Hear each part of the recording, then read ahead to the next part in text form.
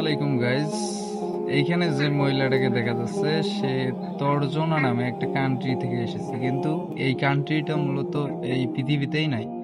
আর তার পাসপোর্ট আর কি করে দেখা গেছে যে যে দেশগুলোয় সে ভ্রমণ করছে সেই দেশগুলো এই পৃথিবীর মানচিত্রে দেখা যাচ্ছে না। তো এটা একটা ইন্টারেস্টিং বিষয় যে এটা ফেক না রিয়েল। আসলে এটা হলো মনে করেন যে এই মহিলাটা টোকিও থেকে যখন ইউএস ভ্রমণ করে, ইউএস এর পুলিশ প্রশাসন তারা তাকে চেক করার পর তার পাসপোর্টটা নেওয়ার পর দেখে যে না, সবকিছুই ঠিক আছে, স্টাম্প যেগুলো আর কি পাসপোর্টে লাগে সবগুলোই ঠিক আছে, বাট এই দেশটা আর কি এই পৃথিবীতে নাই। তো বিজ্ঞানীরাও এইটা নিয়ে রিসার্চ করছে।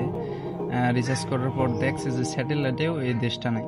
তো আপনারা কি একটু বলতে পারবেন মূলত এই মহিলাটা কি অন্য পৃথিবী বা অন্য গ্রহ থেকে এসেছে, না কি এটা কি ফেক না রিয়েল?